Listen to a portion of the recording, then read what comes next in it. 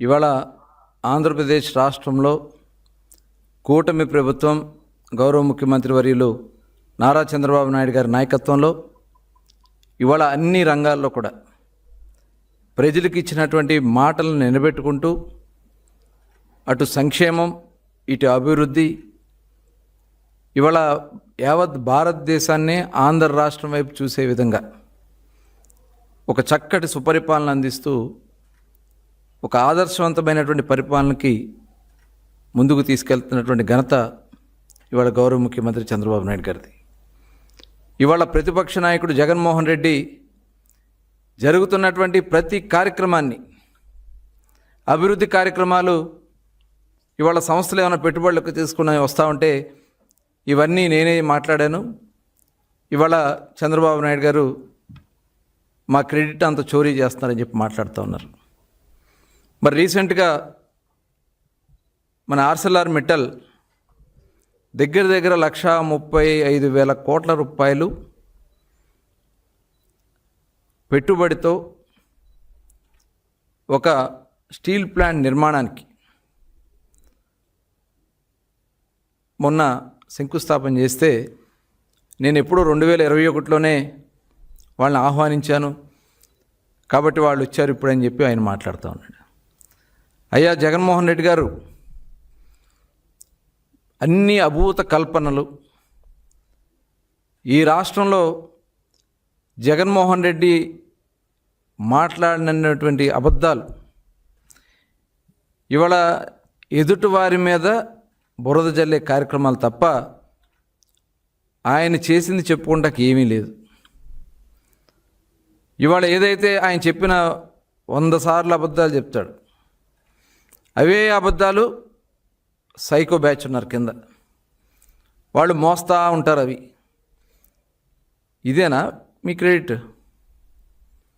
ఇవాళ మీ criminal credit గురించి, మీ దోపిడీల గురించి, మీరు చేసినటువంటి విధ్వంసాలు క్రెడిట్ ఎవరు చోరీ చేయలేరు.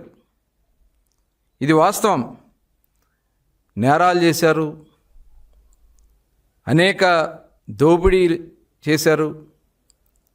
అలాంటి క్రెడిట్ని ఎవరు మీకులాగా ఆ క్రెడిట్ని సాధించలేరు. మీరు చేసినటువంటి విధ్వంసాలు సాక్షాత్తు ప్రజావేదిక లాంటి ఒక పవిత్రమైనటువంటి స్థలాన్ని కూల్చారు. అలాంటిది ఎవరు చేయలేరు. ఆ క్రెడిట్ ఎవరు కూడా చోరీ చేయలేరు. అలాగే 9 సార్లు విద్యుత్ ఛార్జీలు పెంచారు. 32,000 కోట్ల రూపాయలు ప్రజల మీద భారం మోపారు. అలాంటి క్రెడిట్ని ఎవరు చోరీ చేయలేరు మీరు చేసినటువంటి దుర్మార్గాల్ని. రివర్స్ టెండర్ పేరుతో పోలవరం పనుల్లో,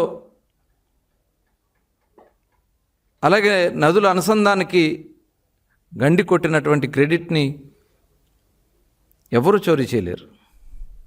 అది మీ ఘనత. అదేవిధంగా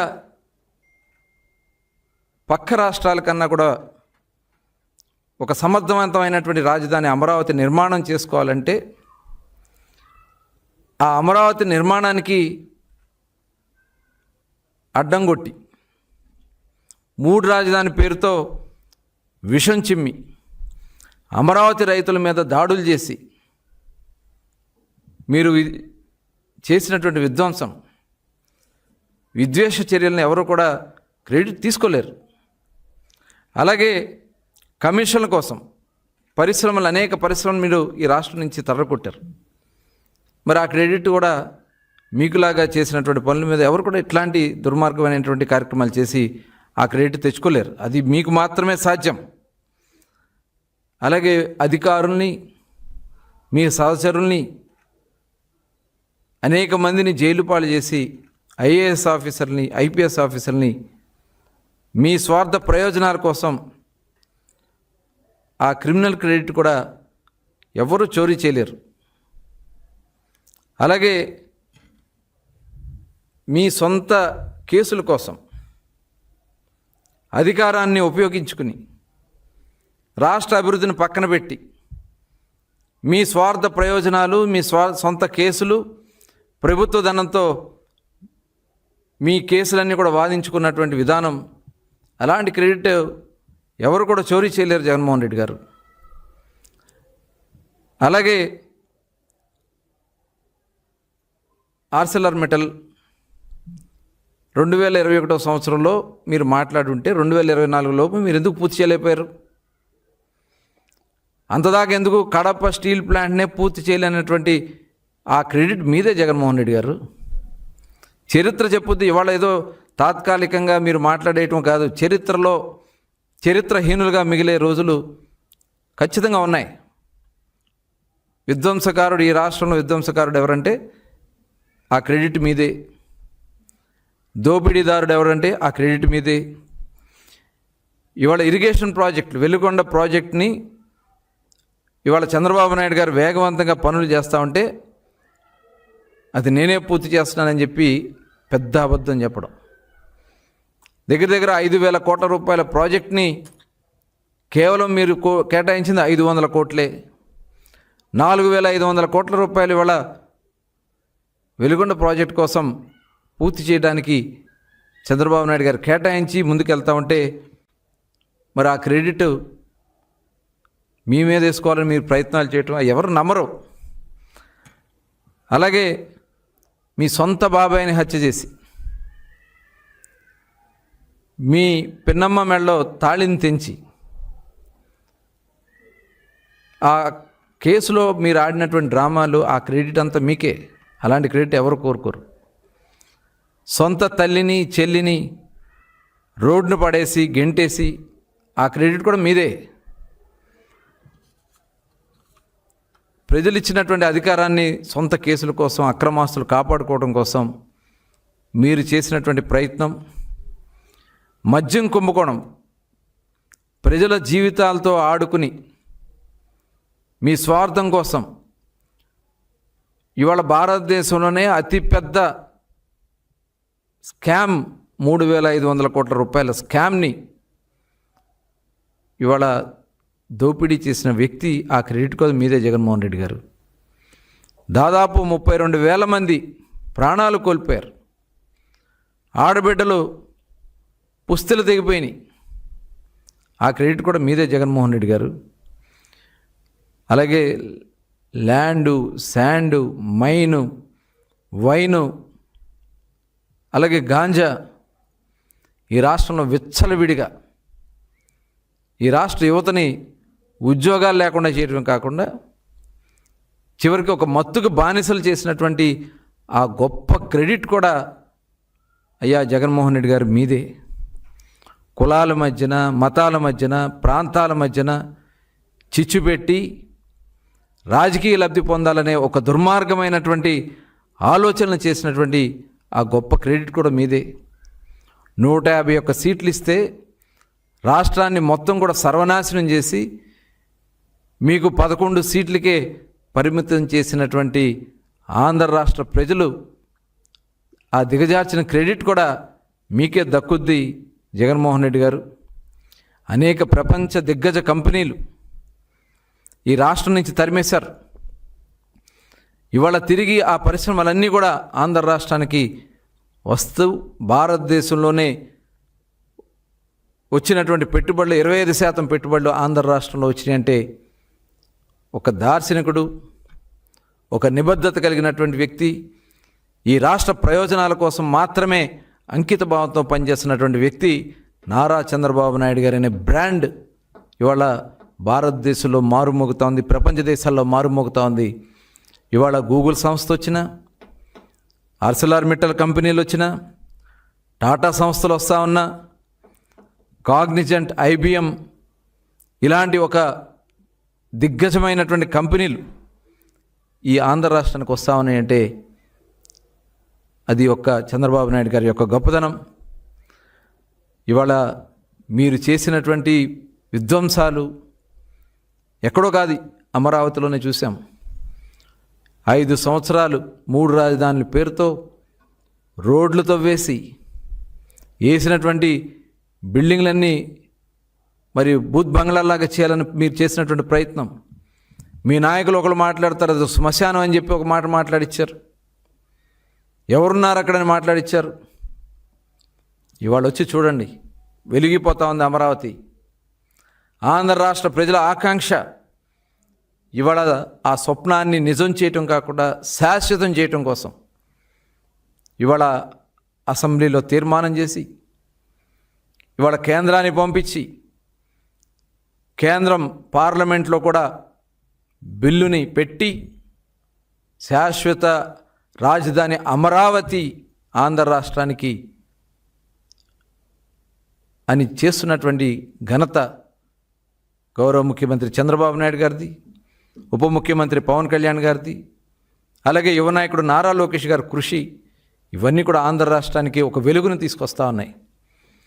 ఇవాళ మొన్న జరిగినటువంటి ఆ తీర్మానం మీద కనీసం మీరు మాట్లాడే దిక్కు కూడా లేదు. జగన్మోహన్ రెడ్డి గారు విమర్శిస్తూ ఉన్నారు. ఇవాళ బొత్స సత్యనారాయణ, ధర్మాన ప్రసాద్ గారు మీరు ఏం మాట్లాడుతూ ఉన్నారండి?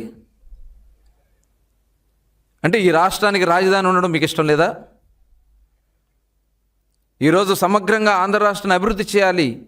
ఉత్తరాంధ్రలో ఇవాళ ఆర్సెలర్మిట్టల్ సంస్థ వచ్చిన, భోగాపురం ఎయిర్పోర్ట్ వస్తూ ఉన్నా, అక్కడ మూలపేట పోర్ట్ వస్తూ ఉన్నా, అటు ఉత్తరాంధ్ర మొత్తం కూడా ఒక సస్యశ్యామలం అవుతా ఉన్నా, అలాగే రాయలసీమ ఏరియాలో ఇవాళ అభివృద్ధి వికేంద్రీకరణ జరుగుతూ ఉంది. ఇవాళ రాయలసీమ ఏరియాలో ఎలక్ట్రానిక్ కానీ, హార్టికల్చర్ కానీ, అదేవిధంగా అక్కడ డ్రోన్స్ కానీ, ఇలాంటి అనేక సంస్థలు ఇవాళ రాయలసీమ ఏరియాకు వస్తూ ఉన్నాయి. ఇరిగేషన్ ప్రాజెక్టులు ఇవాళ వేగవంతంగా నడుస్తూ ఉన్నాయి. అటు పోలవరం కానీ, అటు ఉత్తరాంధ్ర సుజల స్రవంతి కానీ, ఇవాళ అనంతపురం వరకు చివరి భూమి వరకు కూడా, కుప్పం వరకు కూడా నీళ్లు తీసుకెళ్ళినటువంటి ఘనత, చివరికి పులివెందుల నియోజకవర్గానికి కూడా నీళ్లు తీసుకెళ్ళినటువంటి ఘనత ఇవాళ కూటమి ప్రభుత్వాన్ని. ఇవాళ చేస్తున్నటువంటి ఈ కార్యక్రమాల మీద సమర్థించే నైతికత మీకు లేదు.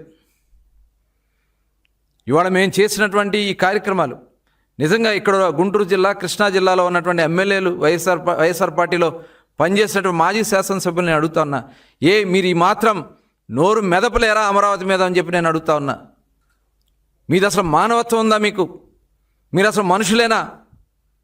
ఈ ప్రాంతంలో ప్రజలు ఇచ్చినటువంటి ఓట్లతో మీరు గెలిచి ఇవాళ అమరావతి మీద వాళ్ళు మాట్లాడుతున్నటువంటి బాటకి సమాధానం చెప్పలేనటువంటి ఒక కక్కుర్తి రాజకీయాలు చేస్తున్నటువంటి వైఎస్ఆర్ పార్టీ నాయకులారా హెచ్చరిస్తా ఉన్నా. పుట్టగతులున్నావు మీకు ఈ రాష్ట్రంలో. ఇవాళ ఈ రాష్ట్రాన్ని సస్యశ్యామలు చేయాలి, అభివృద్ధి పరచాలి, అన్ని ప్రాంతాల్ని సమూలంగా ముందుకు తీసుకెళ్లాలనే ఒక పవిత్ర లక్ష్యంతో ఈ ప్రభుత్వం పనిచేస్తూ ఉంటే అది చూసి వారో లేక మీ జగన్మోహన్ రెడ్డి చేస్తున్నటువంటి కుటిల రాజకీయాలకి మీరు కానీ సమర్థిస్తే మీకు ఇక భవిష్యత్తు ఉండదు, మీ భవిష్యత్తు అంధకారమే అని చెప్పి మరొకసారి హెచ్చరిస్తూ, ఇవాళ మీరు ఎన్ని రకాలుగా చేసినా, ఎన్ని కుట్రలు చేసినా, ప్రాంతాల మధ్యన చిచ్చు పెట్టాలని మీరు ప్రయత్నం చేస్తూ ఉన్నా ఈ రాష్ట్ర అభివృద్ధిని అడ్డుపడలేరని చెప్పి కూడా ఈ సందర్భంగా తెలియజేస్తూ, ఇవాళ ఈ రాష్ట్రంలో అభివృద్ధి జరిగిన, అటు ఉమ్మడి రాష్ట్రంలో జరిగినటువంటి అభివృద్ధి ఉన్న చరిత్రలో ఒక చరిత్రకారుడిగా మిగిలే వ్యక్తి నారా చంద్రబాబు నాయుడు గారు ఒక్కడే, ఒక చరిత్రహీనుడిగా మిగిలే వ్యక్తి జగన్మోహన్ రెడ్డి ఒక్కడే అని చెప్పి కూడా ఈ సందర్భంగా తెలియజేస్తా ఉన్నా.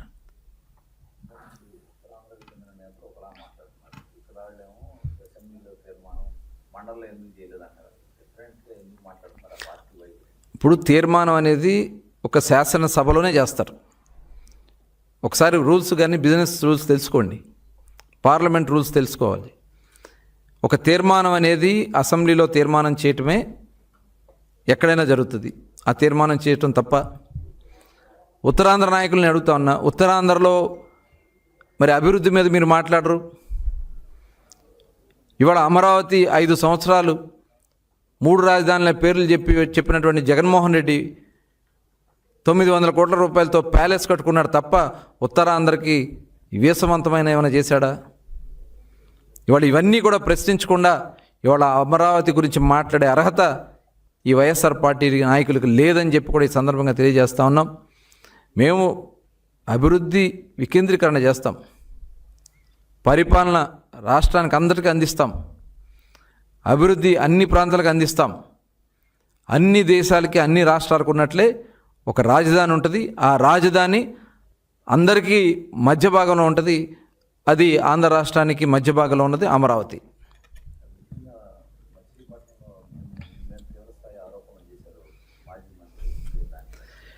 ఆయనకి పేర్ని నాని బియ్యం దొంగ, తను తప్పులు చేస్తాడు. గతంలో కూడా షాడోలను పెట్టుకుని, ఎందుకంటే అక్కడ మేము క్లియర్గా ఉన్నాం. అక్రమంగా చెరువుల తవ్వకాలకు కానీ మడభూముల విషయంలో కానీ పర్మిషన్స్ లేకుండా ఒక్క చెరువు కూడా మేము తవ్వడానికి అనుమతి వద్దని చెప్పి అధికారులు క్లియర్గా చెప్పాం. ఎక్కడైనా ఇల్లీగల్గా జరుగుతున్నాయంటే మటుకు ఇమ్మీడియట్గా సీజ్ చేయమని చెప్తా ఉన్నాం అధికారులకి. వాళ్ళు అదే పనిలో ఉన్నారు. ఎవరైనా రిపేర్లు చేసుకున్నా తహసీల్దార్ని సంప్రదించుకుని పాత చెరువులు వాళ్ళు వెరిఫై చేసి వాళ్ళు ఓకే అన్నాక రిపేర్ చేసుకుంటున్నారు. ఇవాళ బ్లాక్మెయిల్ రాజకీయాలు దిగుతా ఉన్నాడు పేరు నాని. నీకు దమ్ము ధైర్యం ఉందా? మేము డబ్బులు తీసుకెళ్ళి మా నాయకులు తీసుకున్నారని మాట్లాడుతూ ఉన్నావు. అది చరిత్ర నీది. ఆనాడు మీరు షాడోలు పెట్టుకుని షాడోల ద్వారా ఇవాళ భూములన్నీ కూడా ఆ రోజున చెరువులుగా మార్పించుకుని డబ్బులు సంపాదించుకున్నటువంటి దోచుకున్నటువంటి వ్యక్తులు మీరు. ఇవాళ మీరు మా గురించి మాట్లాడుతూ ఉన్నారే.